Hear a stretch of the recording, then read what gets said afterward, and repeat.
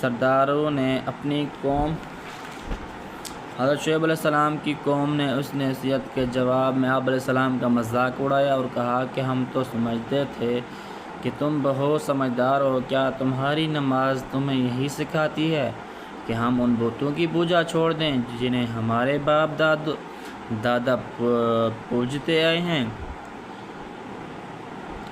اور کیا ہم اپنے مالوں میں اپنی مرضی بھی نہ چلائیں؟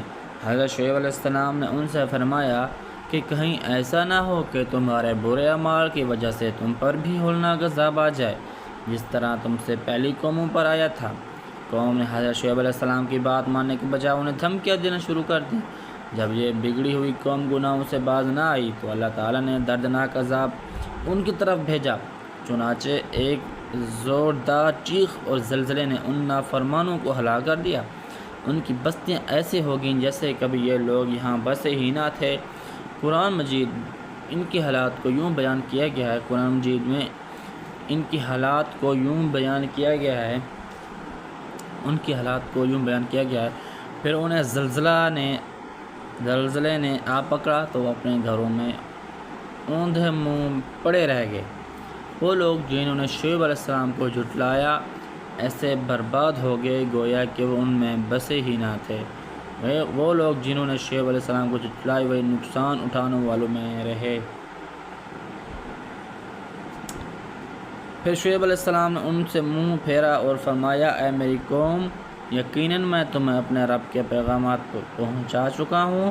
میں نے تو تمہاری خیر خواہی چاہی تھی، پھر میں کافر قوم پر کیوں غم کروں؟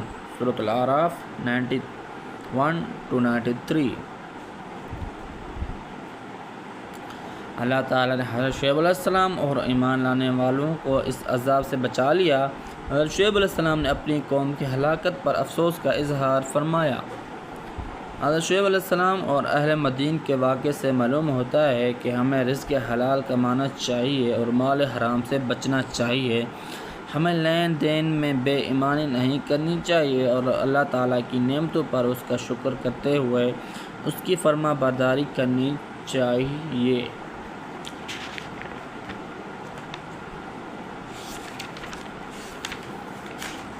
آگے جو ہمارے پاس ہسٹری ہے،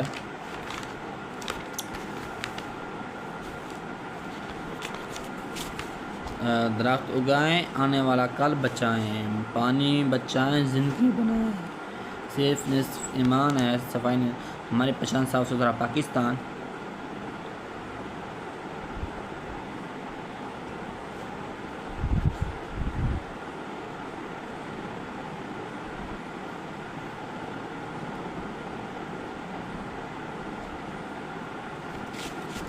باقی جو ہے نا subscription, like and share and comments کرتے رہو جب تک ہو نہ جائے۔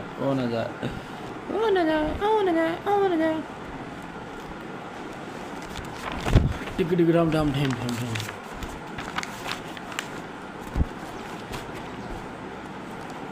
قوم سمود نے حضرت صالح علیہ السلام سے ایک عجیب و غریب مطالبہ کر دیا اور کہنے لگے کہ اگر تم اللہ تعالیٰ کے سچے رسول ہو تو کوئی نشانی لے کر آؤ۔ ان کا مطالبہ یہ تھا کہ ان کی آنکھوں کے سامنے پہاڑ سے ایک زندہ اونٹنی نکلے جو بچہ پیدا کرے، تب وہ حضرت صالح علیہ السلام کو اللہ تعالیٰ کا رسول مانیں گے۔ حضرت صالح علیہ السلام نے اللہ تعالیٰ سے دعا مانگی تو اللہ تعالیٰ نے انہیں یہ معجزہ عطا فرمایا اور پہاڑ سے ایک زندہ اونٹنی نکل آئی جسے قرآن مجید نے اللہ تعالیٰ کی اونٹنی کہا ہے۔ یہ اونٹنی ان کے لیے ایک آزمائش بنا کر بھیجی گئی تھی کہ وہ اتنا بڑا معجزہ دیکھ کر بھی ایمان لاتے ہیں یا نہیں۔ مگر اس معجزے کو دیکھنے کے بعد بھی قوم سمود کے چند ہی لوگ حضرت صالح علیہ السلام پر ایمان لائے۔ حضرت صالح علیہ السلام نے قوم کو خبردار کر دیا کہ یہ اللہ تعالیٰ کی اونٹنی ہے، تم لوگ اس سے کوئی نقصان نہ پہنچانا۔ اگر تم نے اس اونٹنی کو کوئی نقصان پہنچایا تو تم پر اللہ تعالیٰ کا عذاب آ جائے گا۔